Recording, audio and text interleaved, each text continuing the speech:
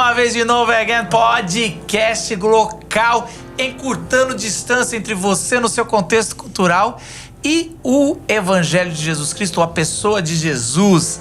E mais um bate-papo. Essa vez a gente vai trazer um dos maiores personagens da área dele, um dos maiores autores da área dele, Stan Lee, o inventor dos super-heróis. Nem existia isso antes, não existia HQ, é ele. A partir dele, ele revolucionou.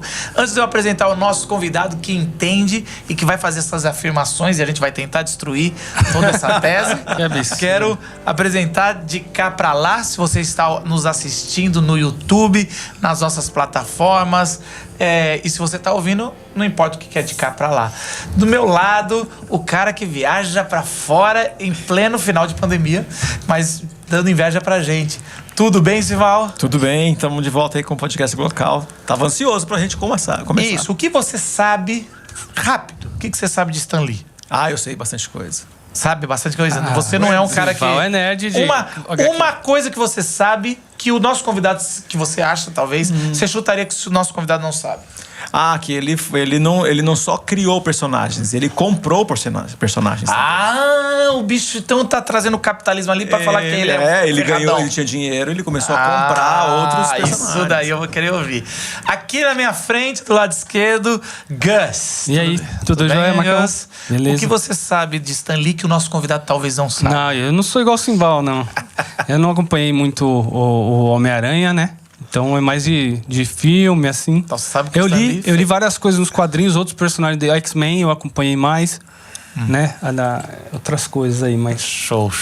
Vai ser demais você trazendo tantos acréscimos pra esse papo. Ou nada.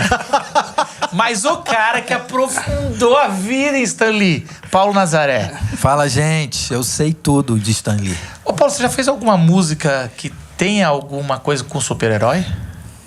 Não, acho que não. Não, nem pra falar dos seus filhos, assim, eu queria ser o seu super-herói. Não. Acho Aquela do Jorge Versilo não foi você que compôs, não? A do Jorge Versilo foi o Jorge que fez. Mas eu sei fala tudo de muito Stan Lee, cara. A história que você mais repete aqui, como pregador, é você ler num HQ. A história em quadrinhos, né? Na verdade, não que é sou eu. inventada essa história, né, Paulo? Ou não? É uma parábola, na verdade. Mas eu sei tudo de Stan Lee, cara. Vai ter que ser revisto, vai ter que ser revisto os vídeos, porque você meio que contava como se fosse você, não deixava claro que era uma parábola. Mas isso aí, enfim, faz parte do contador de história. Show de bola. E lógico, nós estamos aqui com Edu Molina, que é da casa, agora mas sim. É o nosso convidado aqui. A gente quer dar as boas-vindas de novo. Estamos aí, né? Retomando aí, ó, as gravações. Feliz por estar aqui com vocês. E vamos lá, né? Eu quero ouvir do Simval depois, inclusive, quem são os caras que o Stan Lee comprou. Ele vai inventar, ele estudou pra estar hoje aqui. Coisa aqui. Mas assim, só trazer um pouco. O Edu não é só um nerd de plantão, é professor de história. Também tem algo com filosofia, né? Sociologia. Que legal. Ele dá aula, ele tá caminhando com a gente já. Trouxe muito, mas ele gosta muito. E por que tem alguma coisa a ver? Você conseguiu misturar isso aí? Sua paixão por HQs, por super-heróis e dar aula de história e sociologia? Eu comecei a fazer pesquisa na área de história em quadrinhos, né, tentando analisar todo o contexto político, econômico, social que as histórias em quadrinhos têm. E aí você pega, cara, qualquer historinha, você pode pegar uma história da Turma da Mônica, você vai conseguir entender um quadro social da época que ela foi escrita. Então, quando você começa a pegar esses detalhes, você percebe que dá pra usar isso em aula, dá pra usar isso em palestra e por aí vai, né? Se vocês... Cada dia a gente tem uma lista nova, mas se você dissesse hoje, top 3 de paralelos que você fez rápido aqui em sala de aula, que você falou, deu certo, assim, os alunos amaram, o que é? Cara, discuti a Segunda Guerra Mundial com o Capitão América, Guerra Fria com o Homem de Ferro e o 11 de Setembro com o Homem-Aranha. Pronto. Uau. Já temos pauta para próximos podcasts. E eu só falei 3 da Marvel, tá? Já fez a divisão. Aqui a imagem atrás de mim já traz a divisão. Aliás, alguém aqui gosta mais da banca? Gosta mais da DC do que da Marvel? Eu gosto mais da Marvel. O Paulo nem sabe a diferença. Eu não sei nem a diferença. Ok. DC pra onde mesmo? Edu, olha aqui, cara, uma dúvida. Eu fiquei pensando, como que os seus alunos devem gostar de você nesse sentido, né? Com esses paralelos. Quantos anos tem o pessoal que você dá aula? Qual é a Eu dou aula faixa? pro ensino médio, na faixa dos 14, 15 então até a os galera 17 anos. Mas você não mira, sabe o velho. tanto que ele é chato, mano, com nota. Então aí, Na correção, toda né, das hora provas. que o cara ganhou a moral, perde na hora final. O bom é que assim, eles não gostam da nota, mas eles gostam de mim. Então já é alguma cara, coisa. isso é importante. Eles me Tá bom, suportam. eu tinha professores ao contrário. Eu gostava da nota e não gostava do professor. É um bom Agora lugar. aqui no nosso cantinho tá o Daniel trabalhando com pano de fundo, mexendo na hora, é o nosso artista. E na mesa, fazendo os nossos cortes aqui da câmera, o Renatão tá fazendo a direção. Cara, vamos para esse papo aqui sobre Stan Lee. Cara, o que tem Stan Lee? Por que não outra pessoa? Por que você sugeriu Stan Lee pra gente bater esse papo? Cara, porque o Stan Lee é o cara que praticamente reinventou o conceito de história em quadrinhos. Então, ali na década de 50, de 50 para 60, é quando ele assume a direção criativa da Marvel e ele vai redefinir, toda uma ideia, todo um conceito do que são as histórias em quadrinhos. E dali para frente, praticamente é impossível você ter qualquer outro autor, inclusive autores da DC, que não foram lá e não se inspiraram em alguma coisa dele. Então é um cara que trouxe uma nova ideia, uma nova proposta, e ele, digamos assim, ele trouxe pro chão, a ideia das histórias em quadrinhos e dos personagens que ele criou. Faz um contraste pra gente, então, como é que era até ali? Só pra gente entender como é o que era que a Terra, quando tudo era mato? Que mato é esse? Que mato é esse antes de Stan Lee? Antes de Stan Lee, você tinha a DC, que começa a ganhar força ali no final da década de 30, 38, quando surge o Superman, que é o primeiro, ele é considerado o primeiro super-herói, que foi criado. Você já tinha outros heróis, já tinha outras coisas antes disso. Tinha. Mas o melhor vem em 39, que é o Batman. Pera um pouquinho, você falou a DC começou. A DC, exatamente. É a primeira. Exatamente. Então a DC vem, ela lança meio que na sequência ali, Ela lança o... Mas quem era esse público? Porque a gente tá entre duas guerras mundiais. E aí era molecadinha mesmo, ou já chegou esse negócio de HQ para um público mais adolescente, depois mais adulto é posterior? Quando você começa a pegar essa faixa de 39 para frente, você já tem um público que consome mais adolescente e os próprios jovens. Então o público consumidor vai variar de acordo com o personagem, às vezes em questão, mas ali você tem muito esse público mais adolescente, entrando para a juventude, porque era uma das formas que eles tinham, às vezes até de esquecer um pouco daquele mundo que eles viviam, de se identificar com esses personagens e conseguir tocar a vida ali, Você tá ali nas vésperas de uma Segunda Guerra Mundial, então você vai criar heróis, inclusive, que vão participar da guerra. Sim. Então é uma forma de você enxergar a guerra através de outros olhares, Então não tem HQ antes disso? Você tem. Antes de, por exemplo, Super-Homem, que você falou, 38, Você tem no final ali de... É uma polêmica que se tem, mas ali calcula-se que mais ou menos em 1895 você começa com as primeiras histórias, que eram tirinhas de jornal. Começa em jornal mesmo. Exatamente, começa em jornal. Até porque o mundo, desde que é mundo, tem histórias. Sim. Histórias, mitos, super-heróis ou deuses. Até histórias talvez tudo. com alguma ilustração, mas é que o HQ ele é muito específico, Exatamente. Uma das coisas que, por exemplo, entra muito nessa pauta da discussão de história em quadrinhos, se você pega... lá no Egito Antigo, aqueles hieróglifos todos ali, os desenhos que eles faziam dos deuses. Aquilo é uma sequência, ali o melhor é uma HQ, arte. mano, muito louco. Mas ela não é considerada, às vezes, como uma história em quadrinhos, porque não tem o diálogo, você não tem a construção em volta disso. Porque o pai não podia comprar a pirâmide. Exatamente. Era muito caro, Tá aí, mano. A hora que o moleque faz, pessoal, eu quero aquela história. Não dá, E o pessoal reclamando do preço aí das revistas. Que ingratidão. Agora... mas tinha nesse tempo as histórias com uma ilustração, como você falou, que é uma, sei lá, isso tem desde que o mundo é mundo. Não, tem as histórias. A primeira você bota HQ, uma capa lá de um personagem e aí vem a história escrita dentro. A primeira história que se considera como história em quadrinhos chama Yellow Kid, que foi publicada nos Estados Unidos. E ela traz no começo do século XX. Então, no final do século XIX para o século XX ali.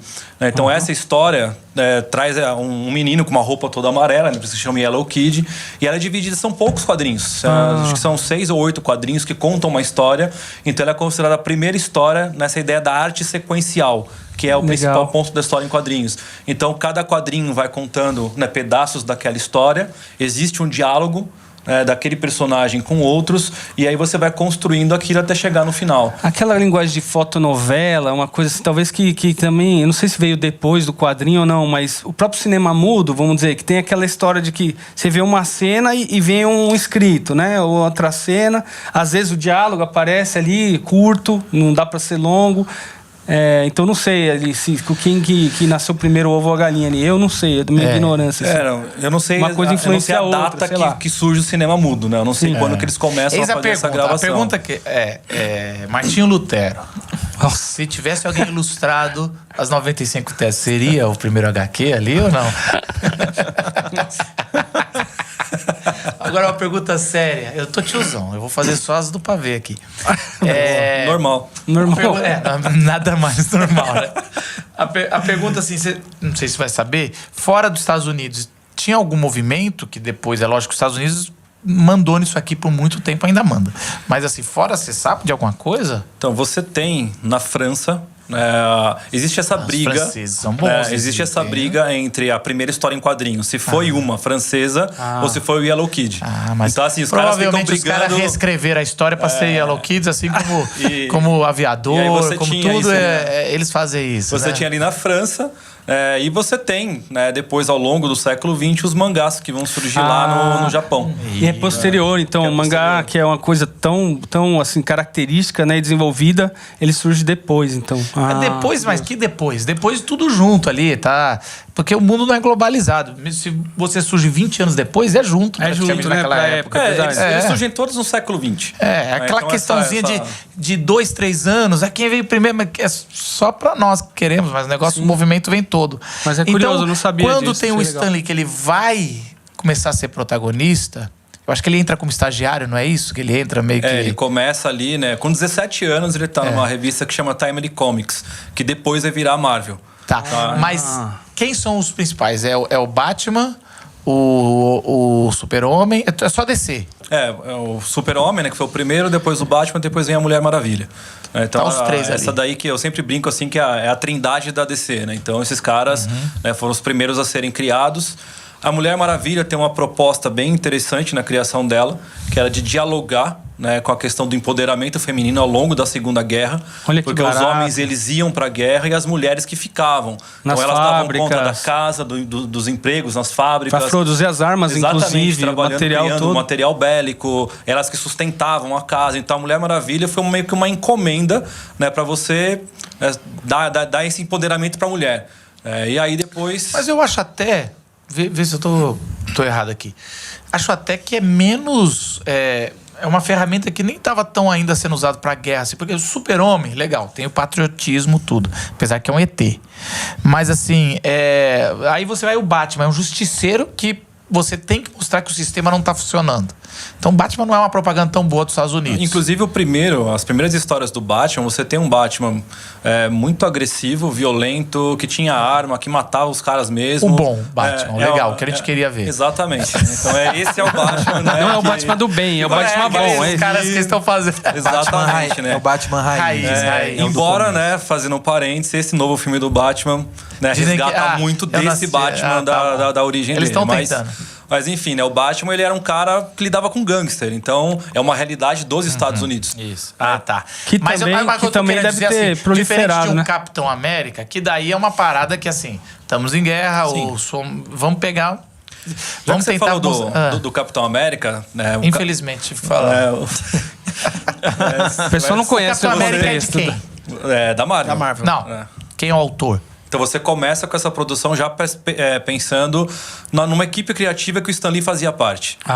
Então, o Capitão América, quando ele aparece, a ideia dele era de ser um cara que inspirasse os jovens para que aumentasse o número de alistamento militar. Então, um cara militar, é um cara que é um cara que ele patriota e vai juntando entre aspas ali, um cara normal, né, que através de um super soro que ele vai receber, então ele recebe esse poder aí do Capitão América. E é interessante porque, assim, ele é um cara que não tem arma, ele só tem um escudo.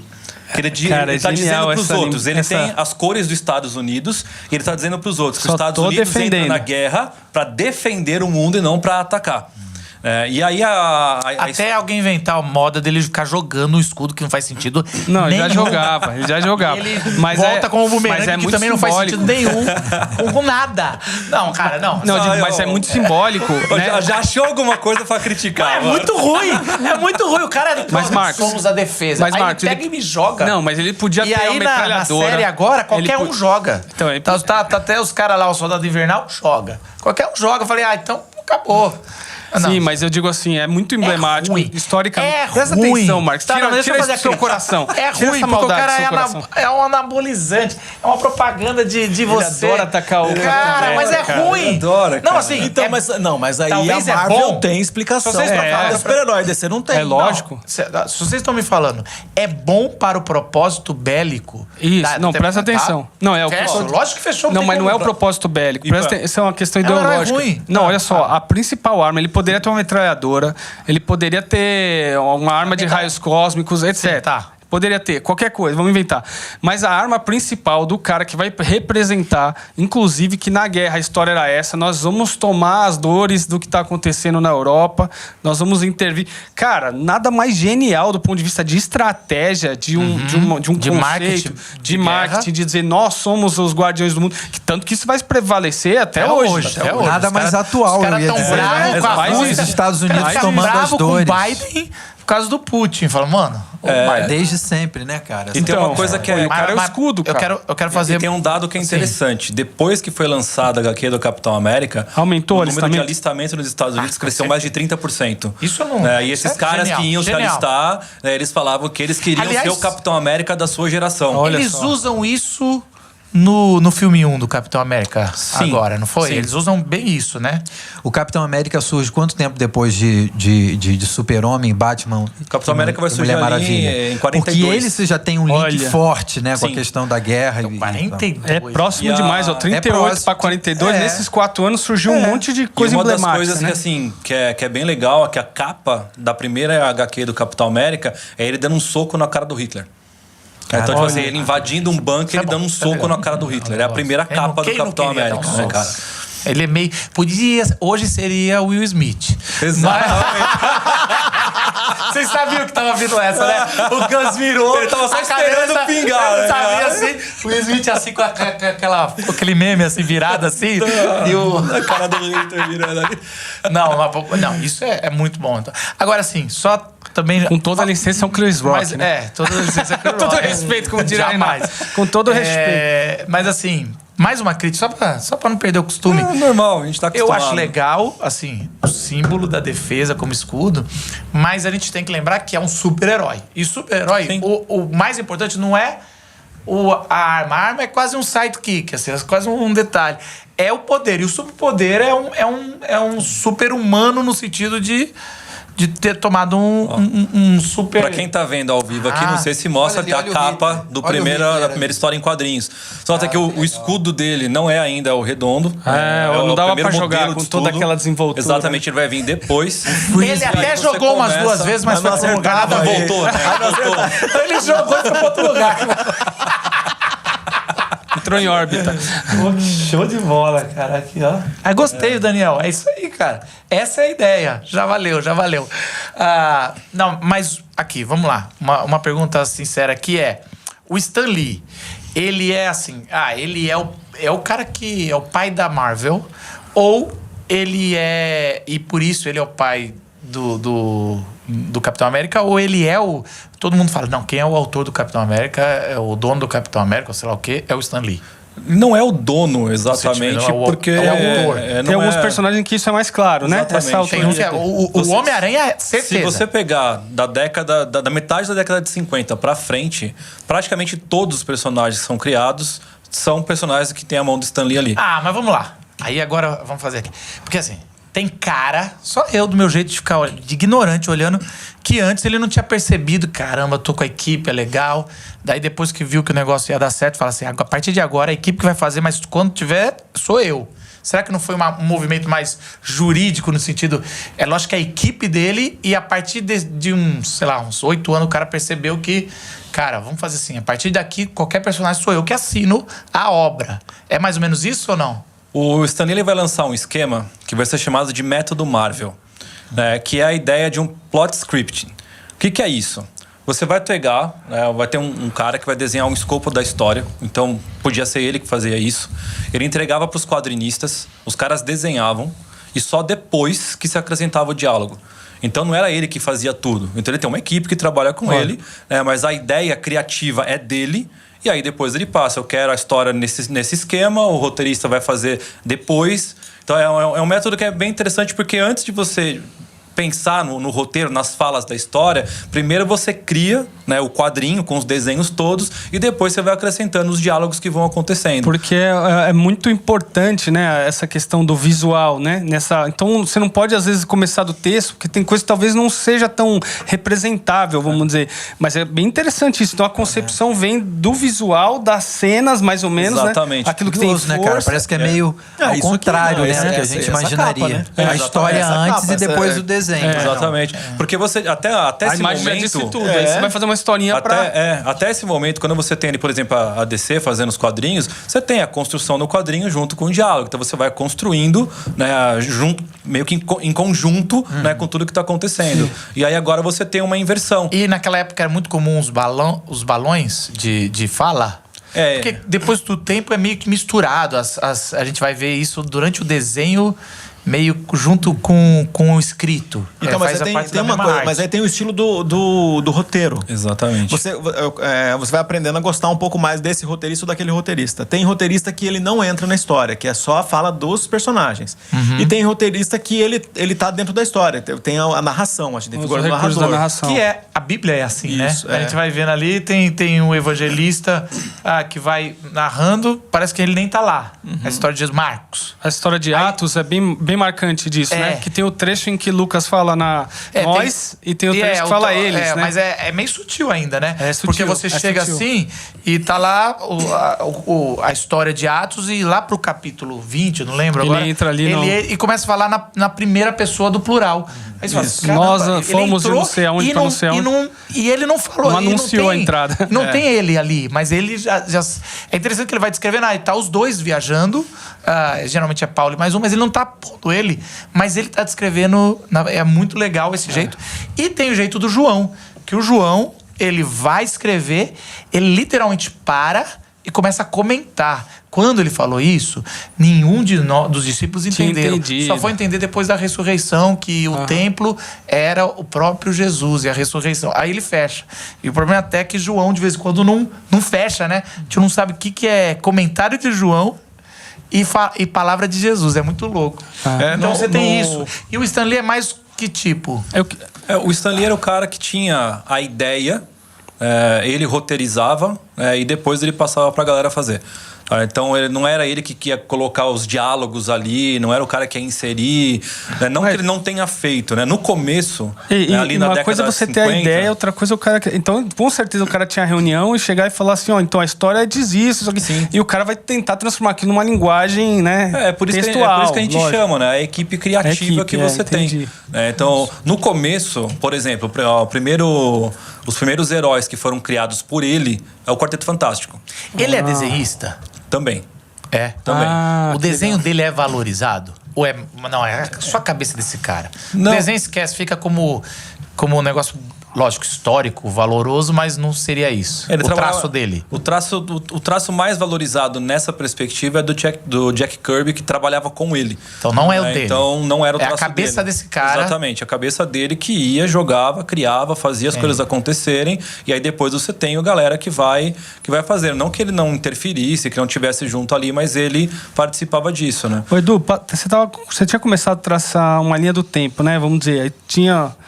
Os primeiros heróis. Como é que foi aí? Você tinha lá, então, tinha o Super-Homem, tinha não sei o quê, aí o Capitão América em 42. Como é que foi? O Stan Lee já estava dentro dessa equipe. E como é que foi daí? Como é que segue daí até chegar, por exemplo, passando pelo Quarteto Fantástico? Como é que é essa linha do tempo? Você tem, depois que acaba a guerra, você entra numa crise dos quadrinhos. Por quê? Porque acabou a guerra. Então, assim, o número de vendas começa a decair. Então, você começa a precisar recriar algumas coisas. A Mulher Maravilha que eu citei. Então, depois do final da guerra, a mulher não pode ser empoderada. Ela tem que voltar a ser a dona de casa. Então, a Mulher Maravilha, a partir da década de 50, ela começa, fantástico. Ela começa a ser menos atuante, ela começa a depender mais dos homens, ela começa a perder esse papel que ela tinha na sociedade. Então, as histórias dela vão ser muito mais infantilizadas porque eu não posso dar poder para ela. Olha que bizarro. O que continua vendendo? Batman e Superman. São as histórias que são... A DC ganha dinheiro pra caramba. A DC até surgir a Marvel mesmo, a DC dominava completamente o mercado. Quem são nos primeiros 5 anos de Stan Lee, ou 10, quem são os primeiros super-heróis inventados ali? Quarteto Fantástico. Pô, eu vejo muito carinho, muito assim. E tem a ver os caras têm um pouco com a chegada do Homem à Lua, né? Que são histórias mais cósmicas, né? Mas é antes, né? Simval tá ligado, hein, Simval? Simval, mano. Simval de quadrinho manja pra caramba. Tem uma coisa, né, que o Simval falou, né, que até depois pode até falar um pouco mais. Ele começa a criar esses personagens para discutir a Guerra Fria. Então, assim, o mundo está no meio de uma guerra. Então, o que ele vai fazer? Ele vai criar personagens que vão discutir a guerra. O cara que você adora ali, o Homem de Ferro, ele é fruto da Guerra Fria.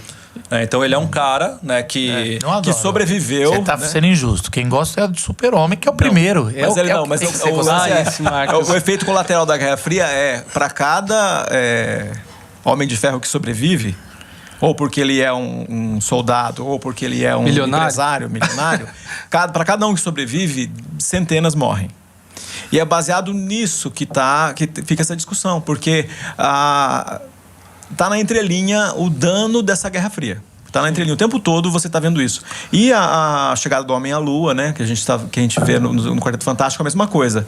Para quatro pessoas fantásticas sobreviverem, o que precisa acontecer? Eles foram expostos a uma gravidade, a toda a situação lá que aconteceu, a radiação lunar, né? E aí, o que vem como resultado disso aí? Quem sobreviveria? Para 4 sobreviverem, o que precisa acontecer? E a gente tem muita informação escondida dessa Guerra Fria, de morte, enfim, essas coisas que a gente tem de envenenamento hoje, isso há muito tempo, né? De agente morrendo, de polícia, de espionagem, todo esse assunto aí. E o quarteto é um que estica, um homem que virou pedra. Tem um que tem o fogo. E a mulher invisível. Ela é invisível. E aí você tem esses 4 que eles surgem. Mas ali tá dando pra ver, ali ela tá aparecendo. Ali ela tá, porque ela controla isso, viu, Paulo? Ali viu, Paulo? Ela controla o outro poder. também não tá Isso é outra pegando coisa. fogo. A gente tá com a imagem aqui. Isso é outra coisa que eu não... Devia ser 1, 2, 3, 4 e não 4, 4, 4, 4. Tá ruim, cara, isso aí. Saiu, alguém errou no marketing. Eu me confundo na contagem, né? Quem é o número 1 ali, né? Que sunguinha ridícula. Isso aqui é uma das coisas... E o Super-Homem, Marcão? Beleza. Mas o cara é de pedra. Eu não sei como é que é as partes íntimas de pedra. Mas a pedra aqui que você vai esconder, velho. Mano. Mas aí tem a discussão aí, né? Será que tá todo mundo imitando o Super-Homem? Tudo com o sunguinha de fora. Não é? Ou não? É sim, velho. Só que aí Qual é da é o mesma problema? Qual é o problema, menos, né, Paulo? Pelo menos esteticamente é mais interessante. Pelo menos tá na mesma cor. Menos esse cara aqui. Mas ele tá usando a sunga da cor dos outros. Como é que fala? Mas, falando... Agora não, pera só um pouquinho. Uma coisa que não deixa eu reparar, que até ganhou então Oscar de figurino. Só tem branco de super-herói. Ainda não surgiu nenhum... Ainda não.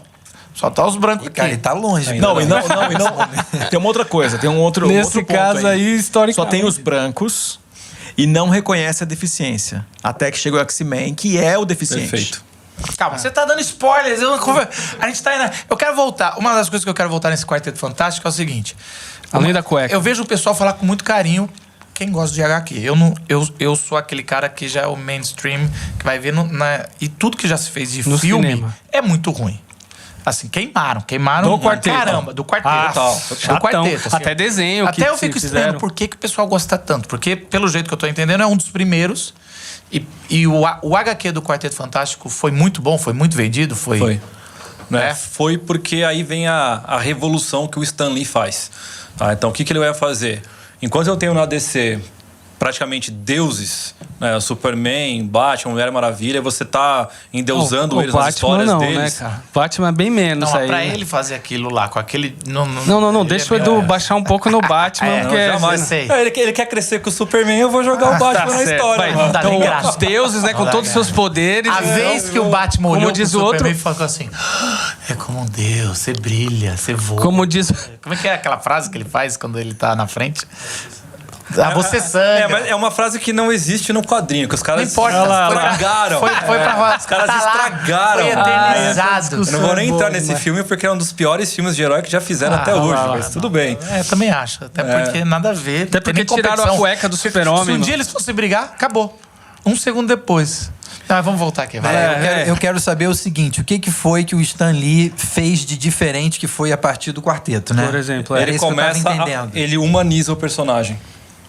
Então, quando você começa a fazer um processo de humanização do personagem, você está criando uma identificação com quem compra o teu produto. É o Stan Lee que traz, então, Exatamente. esse movimento. O coisa, então, primeiro que os poderes são mais reduzidos. Vamos dizer, até aí, vai. Até aí pode atrapalhar, né? O cara virar chama pode ser um negócio que atrapalha até então, né? O Super-Homem é um cara que tem controle total dos seus poderes, nunca vai se atrapalhar. Agora, o coisa também tem um negócio com a aparência, né? Já começa uma crise.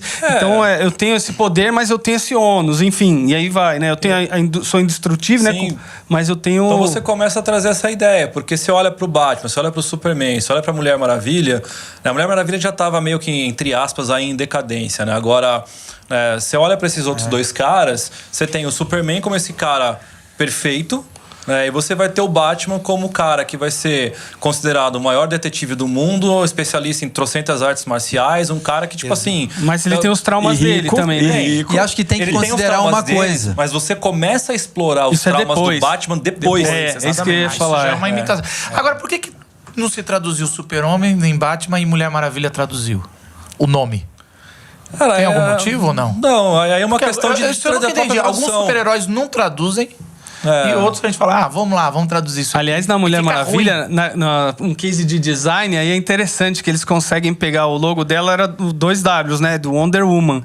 Aí eles invertem Mulher Maravilha, né? É curioso isso visualmente. E o americano olhando pensa que é o lado dark da Mulher Maravilha. Porque geralmente é só inverter. É a Mulher Maravilha bizarra, é isso? Bizarra, Do universo bizarro.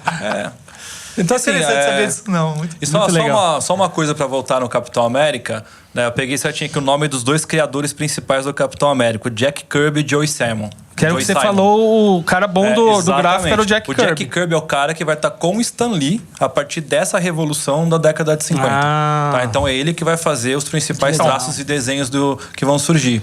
Então aqui agora você começa a vir com o Quarteto Fantástico e aí logo depois vem os X-Men. Já vem? Já vem na X-Men sequência. Que década, mais ou menos? O X-Men é lançado em 63. Ah, é mesmo? Eu achei que era mais pra frente, cara. Que legal. Então, assim, se eu não me engano, são 2 anos depois da criação do Quarteto Fantástico. Pô, e X-Men é uma ideia do caramba, mano. X-Men é O maneiro. X-Men é velho. sensacional. mas Até é eu que assim, gosto de X-Men. Não, velho. X-Men pegou a X-Men é nossa maneiro. geração. Me pegou. Por causa do desenho. Por causa da animação. Era da hora. Era na Xuxa o desenho, né? Onde foi? Faleceu. TV Eu via Colosso? Xuxa direto. Faleceu Na TV esses Colosso? dias, né? Esses tempos atrás, esse ano, O dublador parece. O dublador, que era muito Wolverine, bom também. né? Do X-Men é Wolverine. muito legal. Agora, mas assim, o que é legal do X-Men, pelo menos pra mim, era o seguinte. A gente tem esse negócio de pensar o evolucionismo pra trás, né? E pelo menos quando eu lembro que a gente ia estudar, os meus professores de teologia, para provar que não existiu evolução. Não tem tanto Que era provar. uma preocupação Que era uma deles. preocupação. Aí, se for provado, destrói tudo a Bíblia. Que Não é verdade. Não é verdade. Mas eles falavam assim, não tem porque a gente não tem o meio termo duelo. E aí, não sei quem foi que fez isso, a gente vai ter podcast sobre evolucionismo, mas aí eles vão trazer a tese de que existem saltos de evolução no passado. E para provar por que não encontraram até então elos entre, sei lá, Uma espécie e a outra. Não tem um meio termo ali que morreu enquanto tá mudando. Então, mas você tem um salto tão rápido que não dá pra deixar rastro.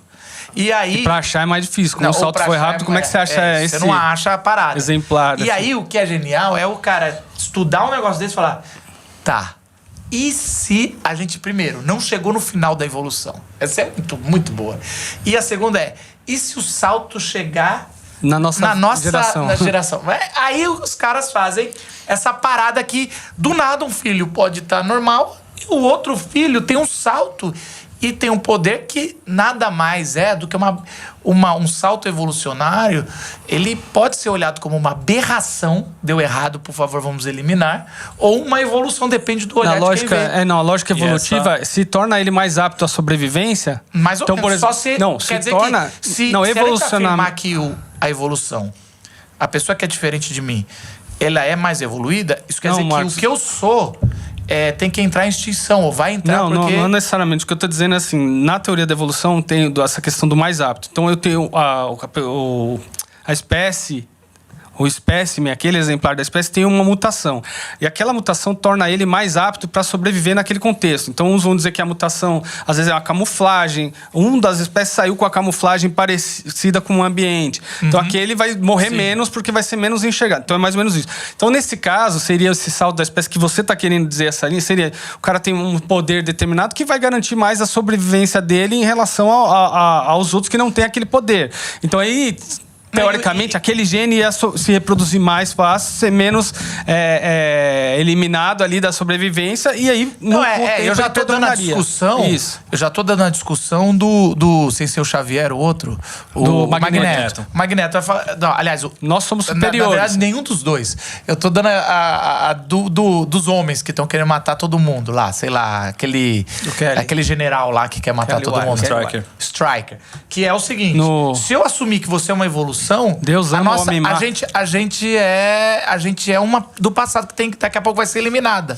Então é melhor a gente fingir que eles não existem e matar do que... São aberrações. São aberrações. Exatamente. São Cara, mas é mim, muito...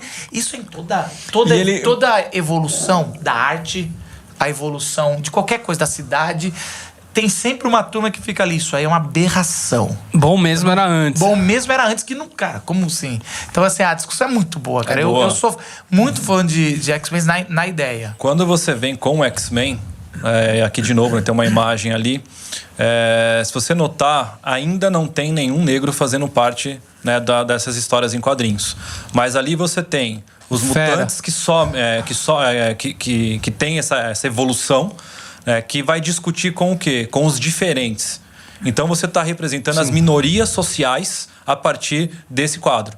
Então aí entra aquilo que o Simval falou, da questão dos deficientes. Você coloca uma mulher, que é a Jean Grey, e você coloca ela como uma das mais fortes que existe no grupo. Uma que vai estar sempre com o professor Xavier. E você tem os outros 3, que são esses diferentes. O Fera... 4, na verdade, né?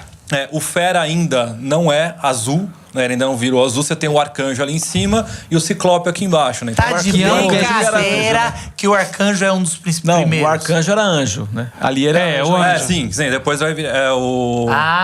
tem anjo, já tá chegando ano. Que ano que depois entra um outro vilão que faz ele virar Arcanjo. 63. A gente se acha moderno porque a gente tá falando... É o Bob. É o Homem de Gelo. Eu fico impressionado com isso. A gente se acha, cara, moderno porque hoje a gente tá discutindo isso, né? Do ser diferente e tal, né? Da tolerância. Mas isso é 63, cara. Quer dizer, a gente hoje está discutindo coisas que lá atrás, né, 63... E por isso que Stan Lee é Stan Lee. Por isso que Stan Lee é Stan Lee. Agora, é genial. uma coisa isso triste, é genial. que é o seguinte, porque que é interessante você falar, chegou primeiro os que têm que portam uma deficiência do que os O professor negros. Xavier é um cadeirante. Cara. Não, mas assim, olha só, porque entre os brancos, você tem os deficientes. Então, você primeiro decidiram representar ainda uma classe dentro de consciente ou inconscientemente, isso diz muito sobre a sua época, né? E aí é uma coisa que, assim, tem que pensar o seguinte.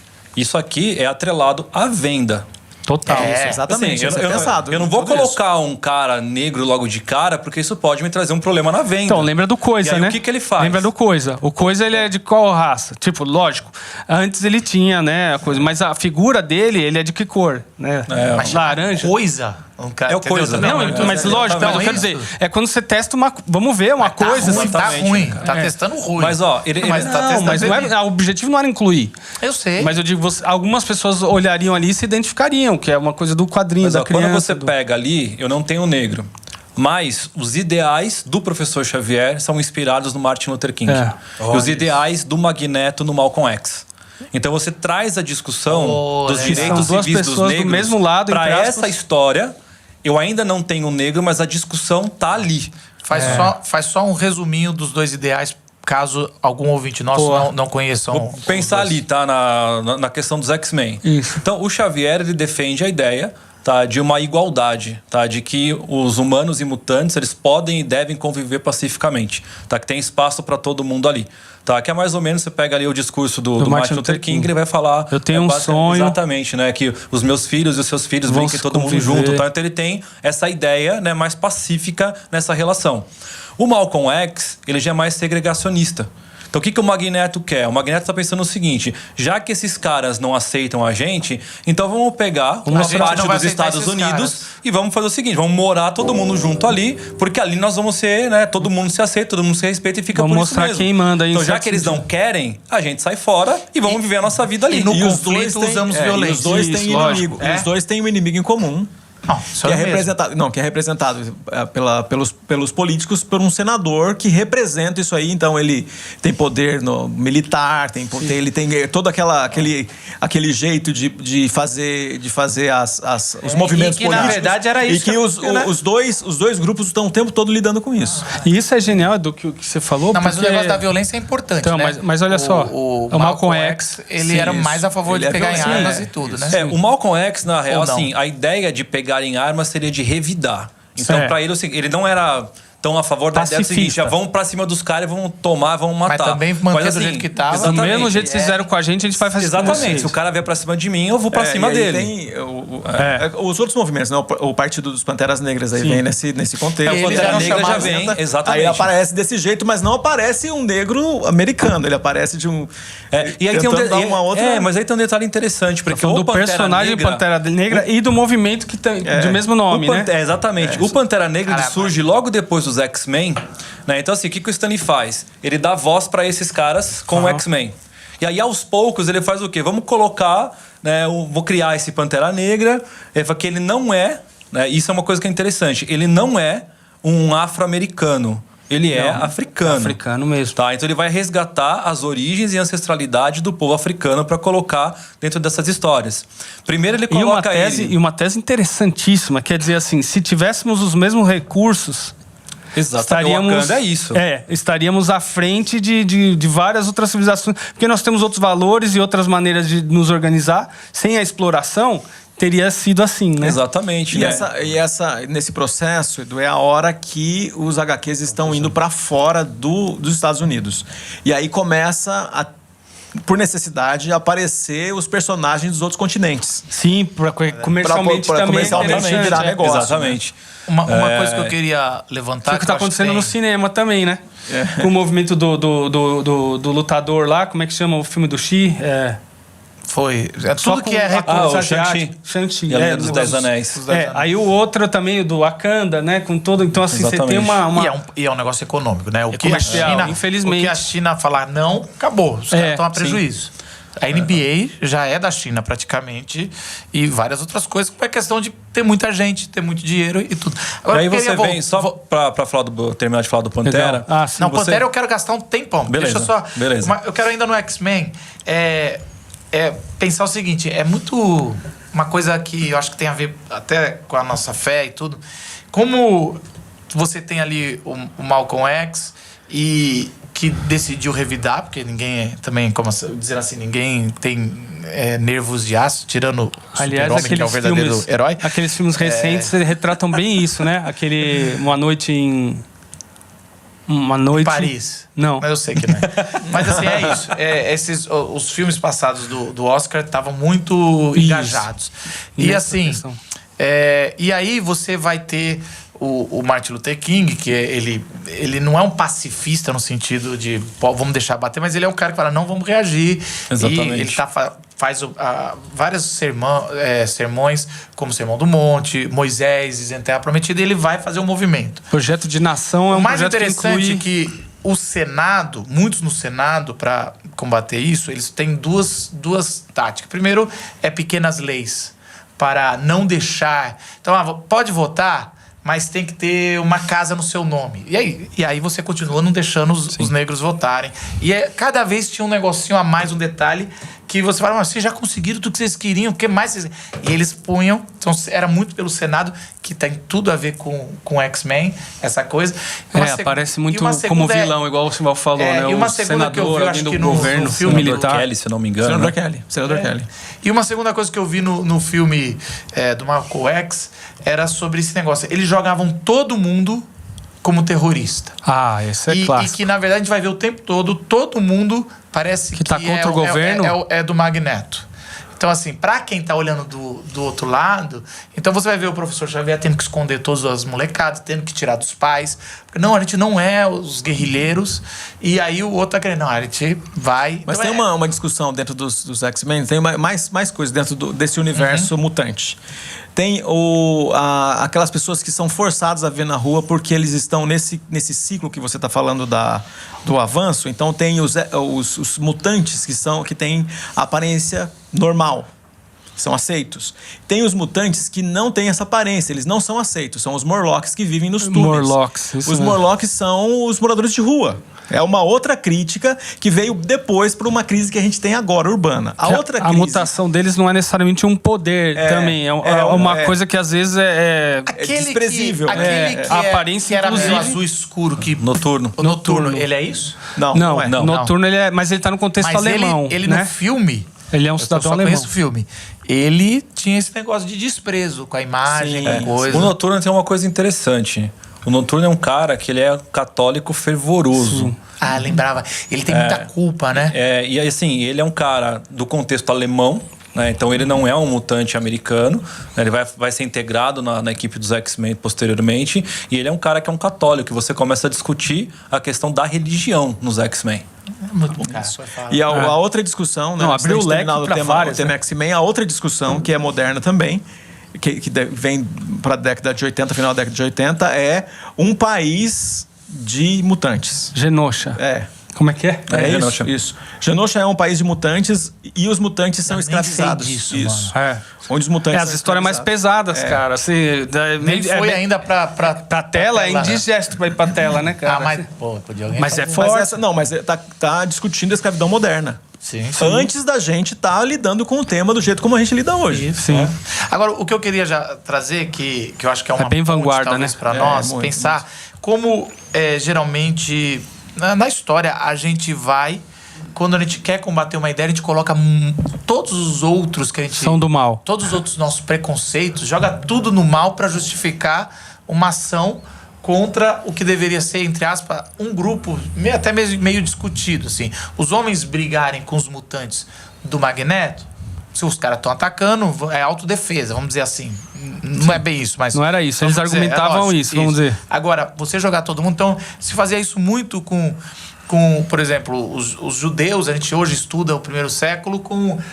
eles eram cristãos, esses eram judeus. E não, sempre que Nero vinha, pegava todo mundo.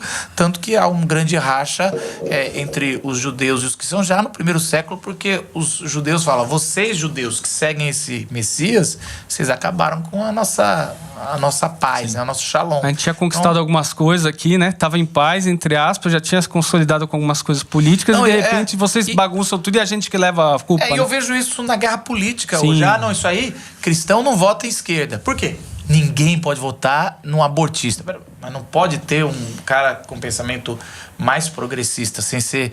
Mas aí a tática de quem quer destruir é uma tática de colocar tudo num pacote só e falar, isso aqui tudo é mutante. E você relativiza vou dar um exemplo. Você relativiza o uso de arma, por exemplo. Também não querer falar, todo mundo é ignorante igual o Bolsonaro, não sei o quê. Se for de direita, não tem como dialogar. Então, assim, não é verdade, essa né? é uma tática. E as discussões, elas cristã. Isso chama desqualificar o discurso, né? Você desqualifica a origem do... Pegando um detalhe, ou pegando um grupo, pegando uma facção. A discussão é sempre política, e agora, quando o Edu falou, a minha cabeça não para de fazer conexões aí das aulas que ele deu. Por exemplo, essa discussão, a coisa que a gente vê bastante disso acontecendo agora, que tem a ver com as questões de gênero, a gente via isso aplicado à questão mutante. Então, o senador Kelly, por exemplo, tinha na família dele um mutante. Mas ele não podia ter um mutante, ele fazia de tudo para esconder. Isso é uma questão de gênero típica do nosso tempo. E várias famílias que eram pró ou contra os mutantes serem aceitos na sociedade, e aí tem a discussão no Senado, tem a discussão, tem estados que aceitam, estados que não aceitam, é a discussão democrata e republicana que a gente conhece.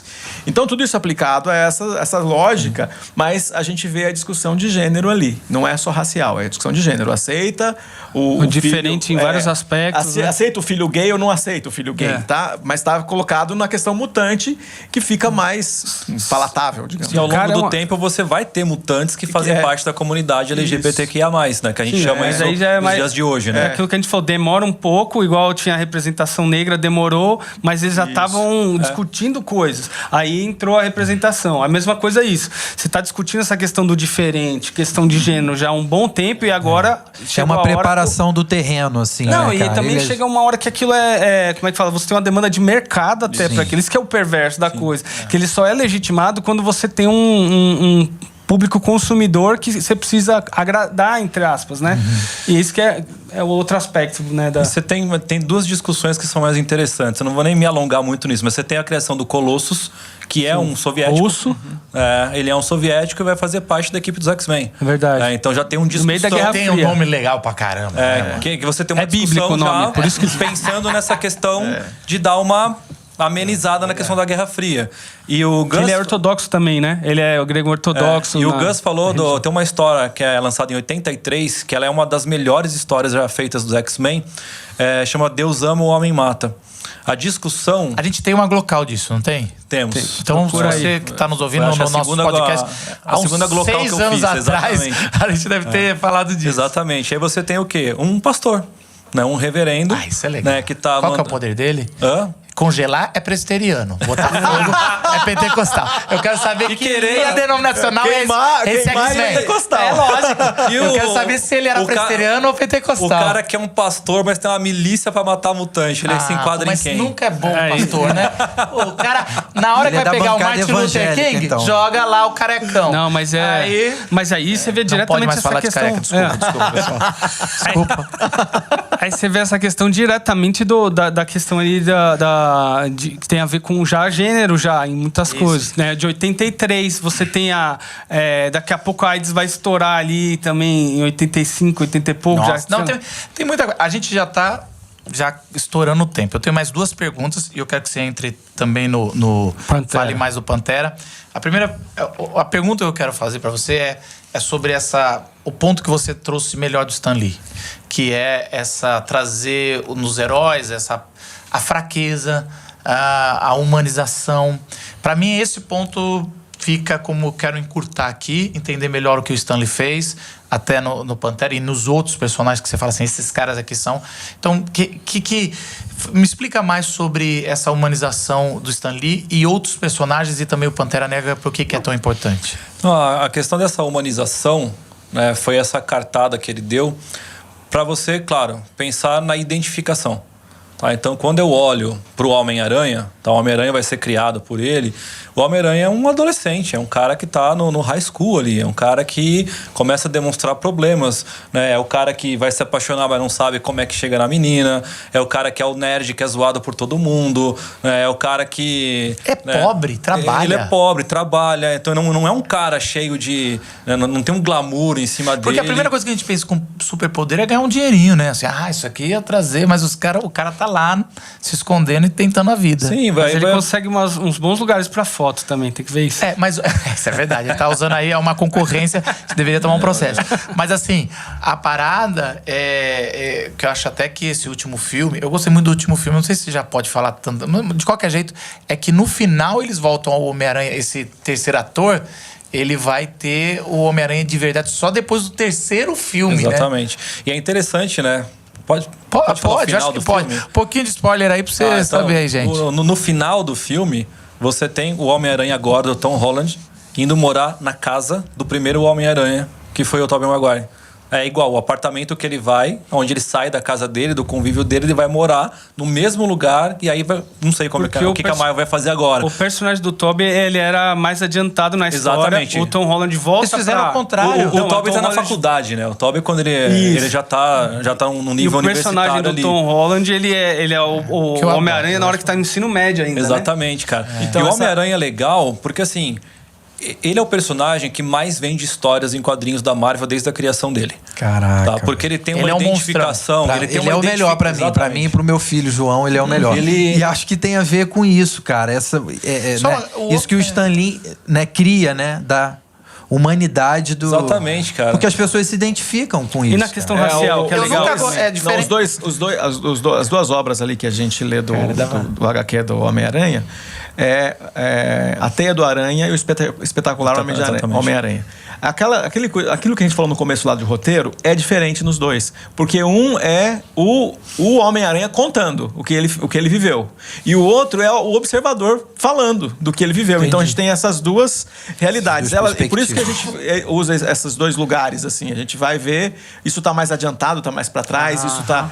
O Homem-Aranha tem uma outra história ainda que é legal, que o Ronald Reagan encomenda pra Marvel para poder discutir a questão das drogas nos Estados Unidos. Falando de 80 já. Então o cara chega lá pro Stan Lee e fala, cara, o Homem-Aranha é o personagem que mais se identifica com o público, o público jovem principalmente, que é o público que mais consome drogas. Me cria uma história do Homem-Aranha para falar o quê? Alguma coisa contra as drogas. Esse último Homem-Aranha mostrou que ainda o Homem-Aranha continua sendo um dos dos mais fortes aí. Ele é assim, se você for pensar...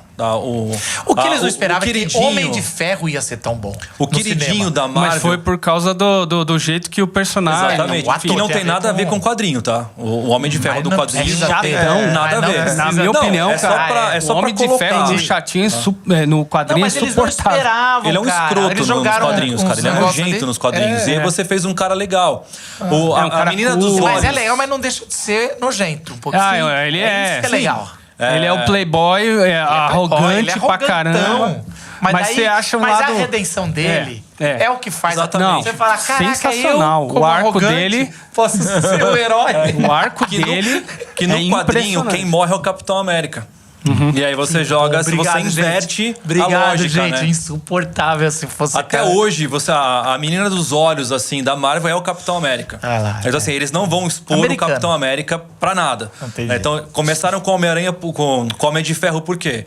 Se der errado, é o Homem de Ferro.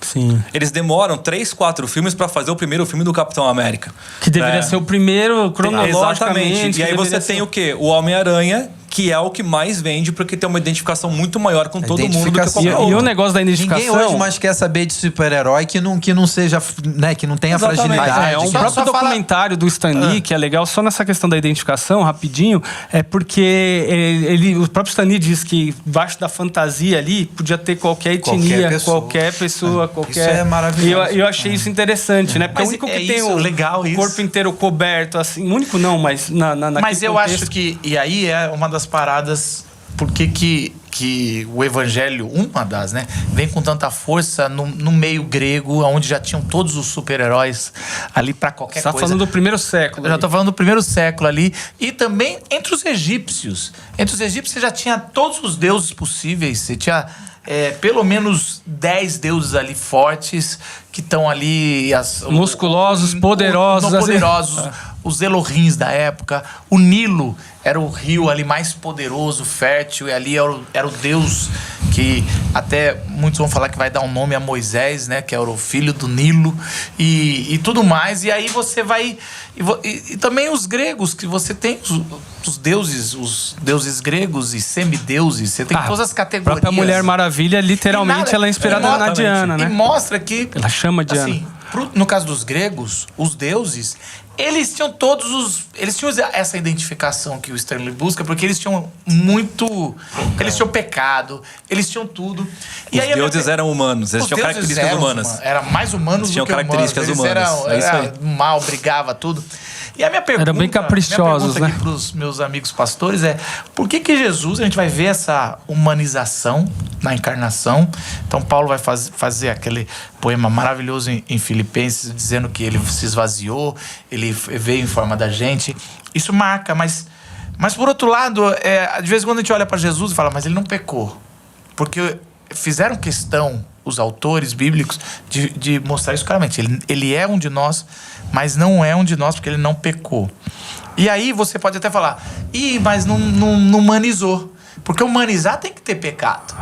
Humanizar tem que ter erro. Tem que o cara... Então, esses dias eu tava conversando com alguém na internet e ele começou a falar, você tá falando... Eu falando, gente, eu tava até falando um negócio do Will Smith que tinha dado. Eu falei, gente, não podemos justificar a violência.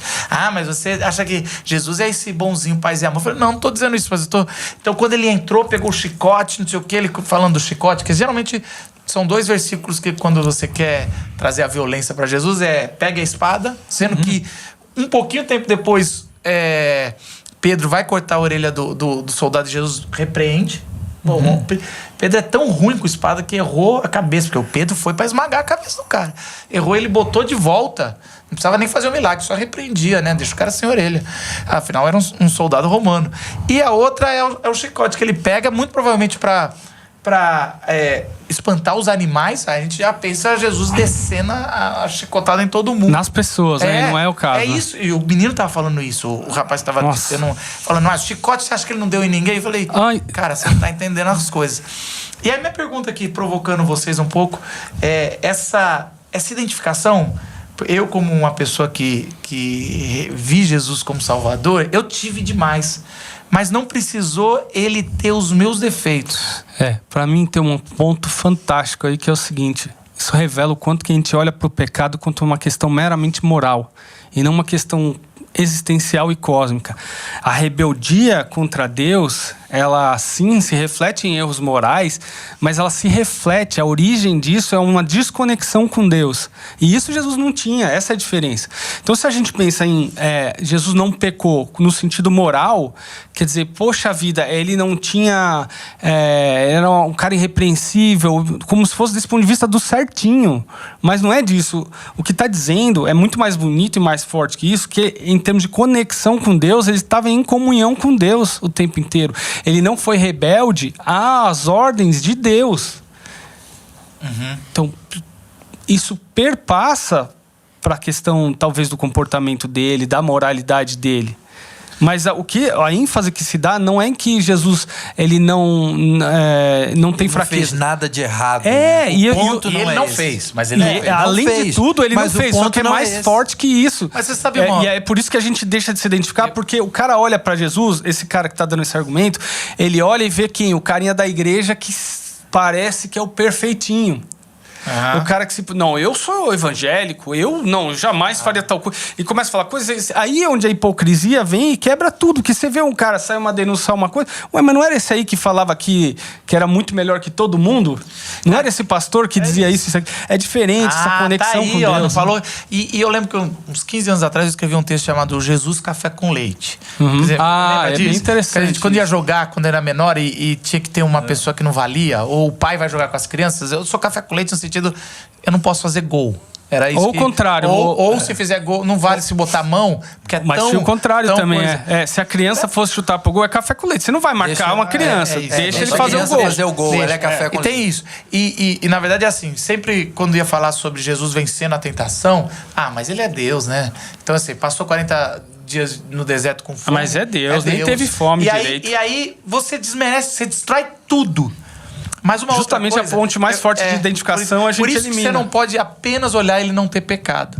Agora, o outro lado que eu queria falar, que eu acho que é uma conexão bonita também, Gus, é o seguinte: de alguma forma, eu acredito que dentro da humanidade a gente é muito pecador, mas a gente tem alguma coisa dizendo: eu não preciso de ver um outro pecador para me identificar. Esse negócio que eu tenho dentro de mim, eu gostaria de me ver em outro sem isso, mas sem arrogância. Sem a petulância, sem se achar melhor que os outros. Sem se achar melhor do que eu. Então eu gostaria de me ver no outro, nessa identificação que Stan Lee vai trazer para os deuses ou para o divino, sem sentir raiva e de mim mesmo ou dessa pessoa.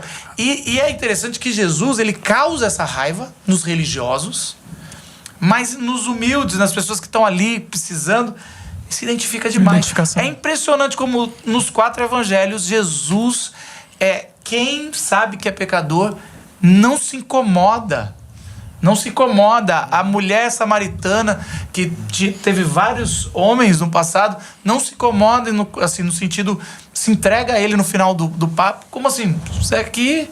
Vai. Os que se reconhecem, né, miseráveis, né, vão se identificar com ele, vão amá-lo. Isso faz toda a diferença. Os que estão cansados, né? E estão cansados, assim, só cansavam mais até chegar em Jesus, né? E eu acho que o fato dele não ter pecado caramba, é maravilhoso, porque esse cara poderia pisar em mim. Esse poderia ser um super-herói arrogantão.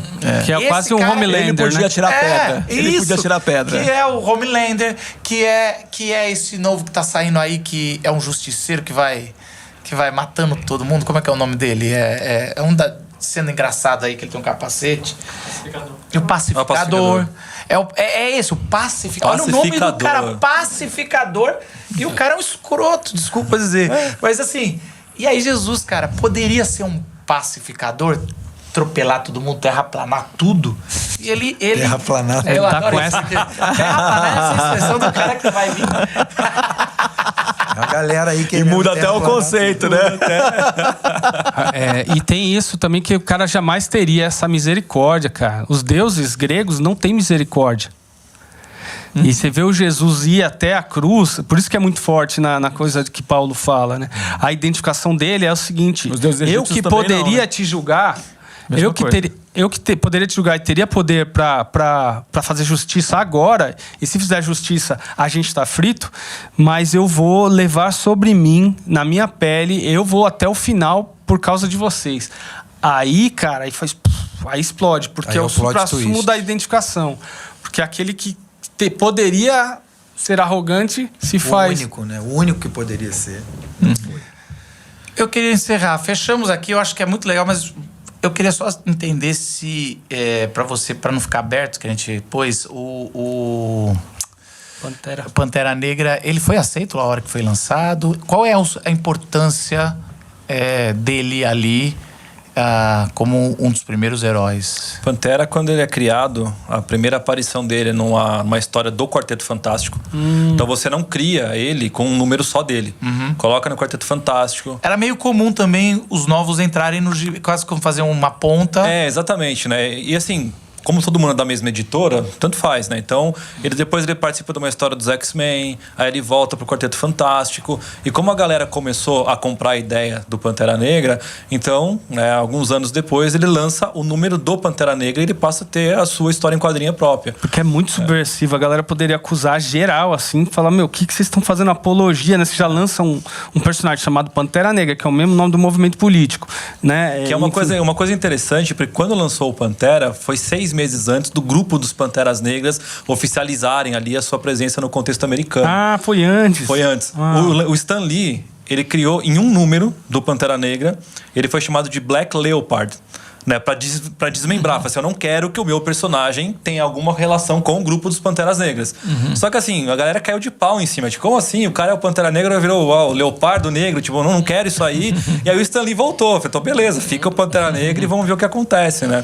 E ele tem essa importância de discutir a questão do negro, né, a partir da sua origem africana, de resgatar a questão da ancestralidade, do papel dele na sociedade, essa crítica, né, de criar o Wakanda, que vai mostrar o quê? O que seria a África se os brancos europeus não tivessem ido lá? E é um termo que eu gosto de usar. Extraído todos os recursos naturais. O branco estuprou a África. Tá? A real é essa. Eu gosto de usar esse termo porque ele é pesado e é o que o branco faz ali. Então, o Wakanda dá essa virada. Assim como a América cara, também, né? A gente tem a maior tecnologia do mundo, os melhores caras do mundo estão aqui e a gente vai exportar essa tecnologia. E a partir do Pantera Negra, você começa com a criação de outros personagens. Aí vai vir o Luke Cage, que é um afro-americano. A Tempestade vem um pouquinho antes ali, né? Que também é africana. Então você começa a trazer outros personagens para essa discussão. Temos super-heróis gays? Já Hoje faz tempo? sim. Não. Hoje sim. Mas quando é que começou? Você sabe o primeiro? Mas eu acho que é a década de 90. Década de 90. Não sei. Tem uma história da década de 90 que eles fizeram. História paralela, tá? Não é a história principal, né? Exatamente. Que o Wolverine era gay. Porque o Wolverine é o símbolo da masculinidade. Eu já não gosto. Assim, os caras, lança os. Por que fica pegando? Tudo bem. Exatamente. Qualquer um pode virar gay, não tô. É porque você pega o símbolo dessa masculinidade, que é o Wolverine, e você cria uma história, um arco paralelo em que ele é gay. E hoje você tem, por exemplo. Eles faziam isso em tudo quanto é coisa. Faziam, vários, né? E hoje você tem, por exemplo, né, o que mais pegou nesses últimos tempos é que o novo Superman, ele é gay. E ele não é o Clark Kent, ele é filho do Clark Kent. É o filho, isso que eu ia falar. Exatamente. Então, que é uma coisa que eu acho legal. Mas não é você mudar a característica do herói, é você criar um novo pra discutir exemplo, isso. Lanterna Verde, que é um antigo. Deixa a gente falar, que você não tá com o microfone. Tinha um antigo Lanterna Verde, o Daniel tá falando também. E assim, sobre os portadores de deficiência, você tem o que é cego... O Demolidor. O Demolidor, que pra mim é um... Então, mas teve um antes, né? No Super Aventuras Marvel tinha o Mortalha, que também era cego, mas ele nem... Sabe o que eu não gosto? Sabe que eu não gosto desse personagem? Teve resposta, né? Ele não tinha... Eu vou falar já acabou o tema, mas vamos lá.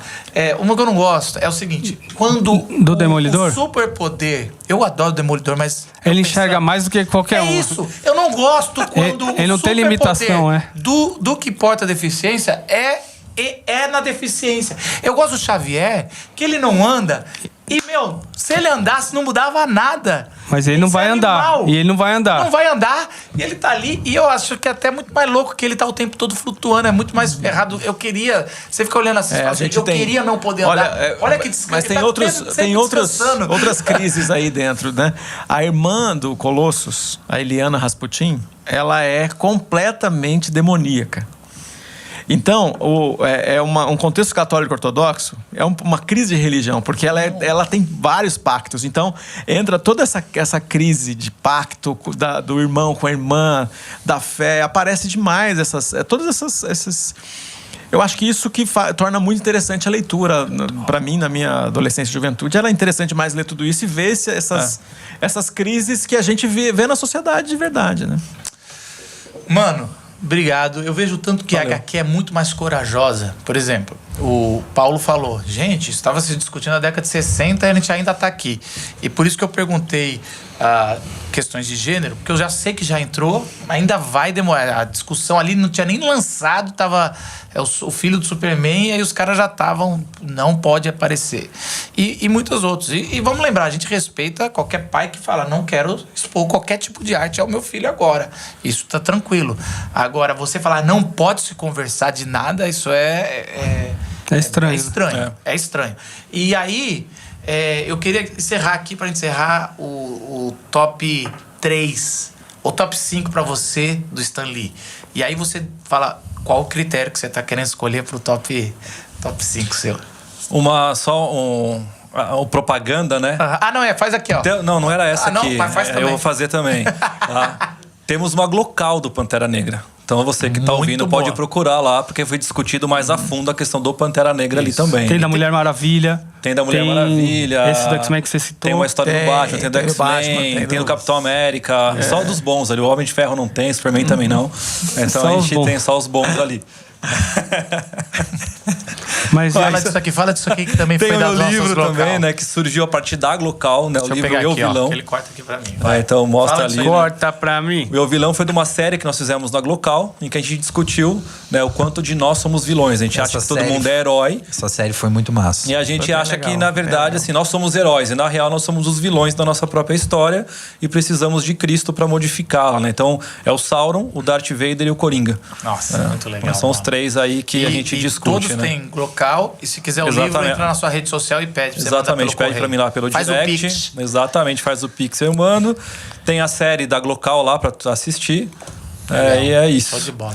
E a rede social sua é o quê? Edu Molina 11.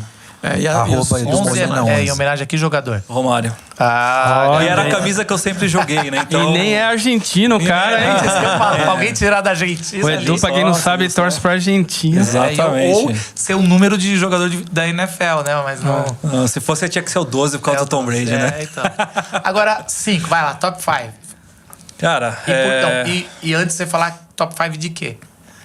De Stan Lee. do que você quer? Não, Isso, qual você critério? vai Não, dizer. você Você tá escolhe. usando pra- Você escolhe o critério. Ousadia, alegria.